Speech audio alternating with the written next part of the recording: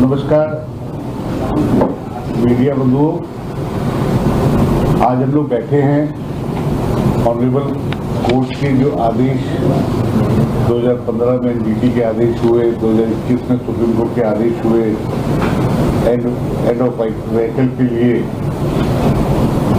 उस विषय में हम लोग यहाँ पे बैठे हुए जो प्रेस कॉन्फ्रेंस कर रहे हैं। आप लोग कोर्ट को एनजीटी को इनको ये कन्विंस क्यों नहीं कर पा रहे हो कि ये व्हीकल की फिटनेस जांच कराओ और फिटनेस में खराब निकलता है तो बाहर कर दो। खाली एज के आधार पे मतलब ये सरकारी नौकरी तो है नहीं ना कि 60 साल के हो गए तो बाहर हो गए। तो अगर वो कार्य क्षमता है गाड़ी की वैसी और वो पोल्यूशन नहीं फैला रही है फिटनेस में या पोल्यूशन जांच में, तो फिर उसे बाहर क्यों किया जाता है? देखिए, ये ब्लेम गेम नहीं है, ये ब्लेम गेम की बात नहीं है। ये दिल्ली में जो चल रहा है इसमें आपको भी जानकारी है कि पिछली सरकार ने कुछ लापरवाहियां बरती और ये सिर्फ कोर्ट ऑनरेबल कोर्ट के जो ऑर्डर्स हैं, हम दिल्ली सरकार अभी दिल्ली सरकार है उसको फॉलो करने की कर रही है। अब आप ये जो बात कह रहे हैं कि 3 महीने की जो फिटनेस सर्टिफिकेट मिलती है, ये जो हमें ऑनरेबल कोर्ट ने गाइडलाइंस दी है, सीक्यू ने हमें गाइडलाइंस दी है, हम उसको फॉलो कर रहे हैं। ये जिस तरह की बात अभी आपके सामने लाई जा रही है, एक बीमारी थी दिल्ली के अंदर आम आदमी पार्टी। ये बीमारी, खांसी की बीमारी सारी दिल्ली को बीमार करके गई है। मैं आपको बताना चाहता हूं 2014 के अंदर मानयोग नेशनल ग्रीन ट्रिब्यूनल ने ये ऑर्डर पास किया कि vehicles more than 15 years should not be permitted to ply on the roads and shall not be impounded under motor act so and so। इसके बाद 2014 के बाद 2015 में फिर से ऑनरेबल नेशनल ग्रीन ट्रिब्यूनल ने 7/4/2015 को फिर से कहा, the slackness and casual attitude of the authorities of state government is exhibited from very fact that the air pollution is increasing and has decreased at alarming level। फिर से NGT ने 2015 में कहा कि मौजूदा सरकार बिल्कुल नाकामी है, काम करने में नाकाम है, ना काम करने की क्षमता है और पोल्यूशन लगातार बढ़ रहा है। सरकार को फिर से कहा गया कि petrol vehicles older than 15 years and diesel vehicles more than 10 years should not be registered, should be deregistered and should not be permitted to ply on roads। 18/7/2016 में ऑनरेबल नेशनल ग्रीन ट्रिब्यूनल ने फिर से कहा, it has been brought on the record before us that even during the odd even enforcement by Delhi government, the ambient air quality of Delhi was not found to be more improved। Efforts to stop diesel vehicle older than 10 years are plying on roads are met with such success due to low number of challans and minor fines। मानयोग NGT ने 2016 में फिर से नकम्मी बात यहाँ की सरकार आम आदमी पार्टी की ना अपने दिल्ली के लोगों को बचा पाई, ना उनकी गाड़ियों को बचा पाई। जहां उनके सांसों को सांस हवा ना दे पा रही थी, वहां उनकी गाड़ियों को भी नहीं बचा पा रही थी।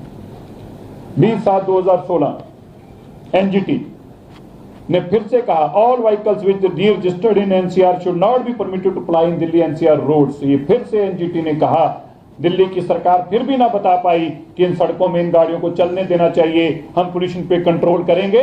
ये सब चीजों में फिर से दिल्ली की सरकार, अरविंद केजरीवाल जो आजकल भगौड़ा है पंजाब में, ये बेईमान आदमी दिल्ली को लूटता रहा, दोनों हाथों से शराब का धंधा करता रहा, स्कूलों से पैसा खाता रहा, ट्रांसपोर्ट से पैसा खाता रहा और दिल्ली सांस को तड़पती रही और दिल्ली की गाड़ियों को दिल्ली में चलने का इजाजत नहीं मिल रही। 2018 29/10/2018 honourable supreme court in order dated so and so what they said, the transport department of national capital region to immediately announce that the vehicles more than 10 year old and petrol vehicles more than 15 year old shall not be permitted to ply on NCR roads। अब देखिए नाकामी, अरविंद केजरीवाल और उसकी team की नाकामी देखिए। दिल्ली के लोगों को मैं बताना चाहता हूं, इतना नाकाम मुख्यमंत्री आपने चुना था, 10 साल जो बेईमान और नाकाम मुख्यमंत्री चुना आपने, आज उसी का खमियाजा भुगत रहे हैं। सड़कों के ऊपर आपकी गाड़ियां नहीं चल रही।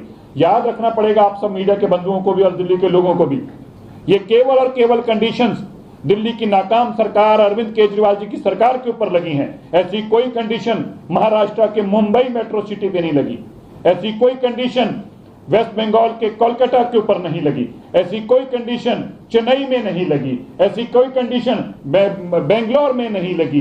देश की किसी भी राजधानी के अंदर, देश के किसी भी बड़े स्टेट के अंदर, देश सिटी के अंदर, किसी मेट्रो सिटी के अंदर जहां इससे भी ज्यादा ट्रैफिक है, वहां पे कोई ऐसी बंदिश नहीं है। ये बंदिश कहां है? ये बंदिश केवल और केवल अरविंद केजरीवाल के 10 साल के किए हुए राज के उस सूबे के ऊपर है जो बिल्कुल नाकाम हुआ। सुप्रीम कोर्ट इतना बाध्य हो गया, एनजीटी इतना मजबूर हो गया, इतनी बंदिशें उनके ऊपर आ गई जब उन्होंने देखा कि दिल्ली की सरकार दिल्ली के लोगों को सांस नहीं दे पा रही, स्वच्छ हवा नहीं दे पा रही, एम्बिएंट एयर क्लियर नहीं कर पा रही, एक्वे लेवल नीचे नहीं ला पा रही, तो उन्होंने दिल्ली के अंदर 10 साल और 15 साल के व्हीकल्स को बैन कर दिया। बदकिस्मती है कि दिल्ली की तब की सरकार अपने दिल्ली के लोगों को जहां सांस दे पाई, ना ही उनकी गाड़ियां बचा पाई। आगे 13/8/2021 को सीयूक्यूएम ने यह तय कर दिया कि रेगुलर मॉनिटरिंग वो खुद करेंगे और लॉ इन्फोर्समेंट एजेंसीज, जिसके अंदर यहां की Delhi police, Delhi MCD, transport department, इन सबको हिदायत दी गई और अरविंद केजरीवाल जी फिर भी दिल्ली के लोगों की गाड़ियों को नहीं बचा पाए। 2025 आते आते सीक्यूएम ने इनको डायरेक्शंस दी और इन्होंने सारे दिल्ली के पेट्रोल पंप के ऊपर कैमरे लगा दिए। कल मैं देख रहा था, भारद्वाज जी बोल रहे थे, कह रहे थे देखिए जी दिल्ली के अंदर क्या हो रहा है, क्या हो रहा है, तुम्हारी बेईमानी का, तुम्हारी नाकामियों का, सड़क छाप लोगों के हाथ में जो 10 साल राज दे दिया, उसका दिल्ली के लोग खमियाजा भुगत रहे हैं। ये कैमरे अपनी फोटो खिंचवाने के लिए लगवा के गए थे तुम? ये जो ऑर्डर लगवा के गए थे कैमरे का, ये किसके लिए लगवा के गए थे? अपनी फोटो खिंचवाने के लिए लगवाई थी। दिल्ली के लोगों के ऊपर तुम अत्याचार कर रहे हो, हैंटरों के साथ तुमने दिल्ली के लोगों के ऊपर अत्याचार किया, उनको लूटा भी और उनको कूटा भी। और आज देखिए अरविंद केजरीवाल, जब दिल्ली के लोगों को उनकी जरूरत है, 10 साल तक दिल्ली को लूटने के बाद आज पंजाब में भगौड़ा, वहां पंजाब भाग गए। आज दिल्ली के लोगों को आपकी जरूरत है और आपकी जवाबदेही है और आप जाकर पंजाब छुप कर बैठे हुए हैं। आप दिल्ली के लोगों के सामने अपना चेहरा भी नहीं दिखाते। आप दिल्ली में तभी आते हैं जब रोहिंग्या और बांग्लादेशियों पे कार्रवाई होती है, तो दिल्ली फटाफट भागे आते हैं, पंजाब सरकार का जहाज और करोड़ों रुपया लुटाकर दिल्ली वापस लौटते हैं। किस लिए? मेरे रोहिंग्या भाइयों के ऊपर और बांग्लादेशियों के ऊपर कार्रवाई हो रही है, मुझे जाके उसको रोकना है। और फिर धमकियां देते हैं कि प्रधानमंत्री के घर के अंदर घुस जाएंगे, कब्जा कर लेंगे, रोहिंग्यों को और बांग्लादेशियों को वहां बसा देंगे। ये तुम्हारी सरकार नहीं है। तुम्हारे फरिश्ते भी ऊपर से उतर के आ जाएं तो भी उनको नहीं बचा सकते। लेकिन तुमने जो पाप किया दिल्ली के साथ, आज दिल्ली जो एंड ऑफ व्हीकल्स का ये जो प्रताड़ना झेल रही है, ये बेईमान लोगों के कारण है।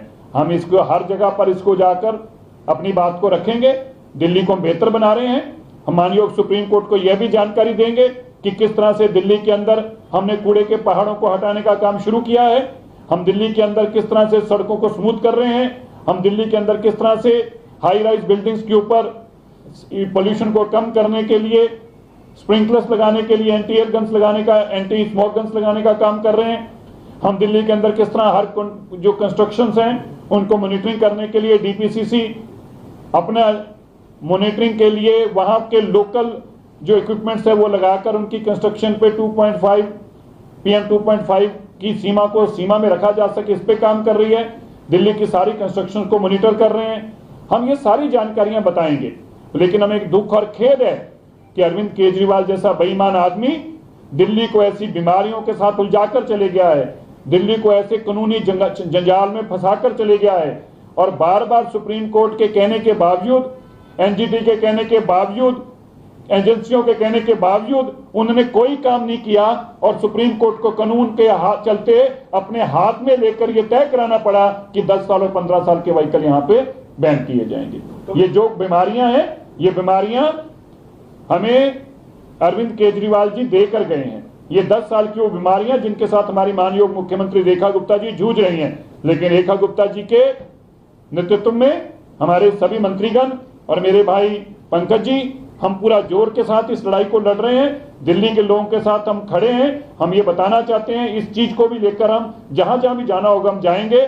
लेकिन ये बीमारी जो अरविंद केजरीवाल आपको देके गया, ऐसी बीमारी दे गया कि ना जाने अभी तक आने वाले दिनों में भी किस तरह से बीमारी को झेलना पड़ेगा। तो क्या सरकार फॉर्मली मूव करेगी सुप्रीम कोर्ट? ये हम सारी जानकारियां देंगे, सीयूक्यूएम के आगे देंगे। पहले हम ये सारी जानकारी सीयूक्यूएम को भी देंगे, कैसे कैसे हम काम कर रहे हैं और क्या क्या हमारे काम है। उनके चलते दिल्ली के अंदर ये, क्योंकि पूरे देश में कहीं लागू नहीं होता, तो दिल्ली के अंदर इसके ऊपर भी दिल्ली के लोगों को भी उस तरह के पैरामीटर्स के अंदर बराबर देखना चाहिए।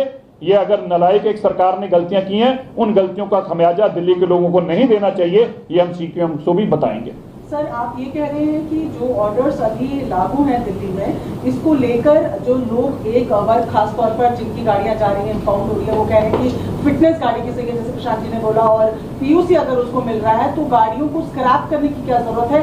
ये तमाम पॉइंट आप लोग सीएक्यूएम के सामने रखेंगे बतौर दिल्ली सरकार? हम ये बताएंगे कि जब दिल्ली में खाली लागू क्यों हो रहा है, जब देश में नहीं है, तो अगर दिल्ली की सरकार नालायक थी, उन्होंने गलतियां की हैं, तो उनका खमियाजा दिल्ली के लोग क्यों भुगते हैं, सारी जानकारी हम देंगे। धन्यवाद। एक सवाल है मेरा, आज इससे थोड़ा हटके है। आज आम आदमी पार्टी इस पर सवाल उठा रही है कि जो पीडब्ल्यूडी की तरफ से जो टेंडर निकला है मुख्यमंत्री के घर के लिए, उसमें जो कैमरेज की टीवीज की बात की और 14 एसी की बात की, आम आदमी पार्टी कह रही है कि शीश महल पे हमसे सवाल पूछते थे, आज उस पर क्यों? मैडम, हम आज दिल्ली के एक बहुत बड़े गंभीर विषय के लिए यहाँ बैठे हुए हैं, और आम आदमी पार्टी क्या कहती है क्या नहीं कहती है वो मैं इसका जवाब आपको इसी से दे देता हूँ। अरे गिराना बेन को कैमरे लगाना, कैमरे को उड़ाना, 1 2 3 4 5 6 7, अरे एक कमरे में 8 एसी लगा रखे हैं, मुख्यमंत्री का ऑफिस और घर है, कोई शर्म आनी चाहिए इन बेईमानों को।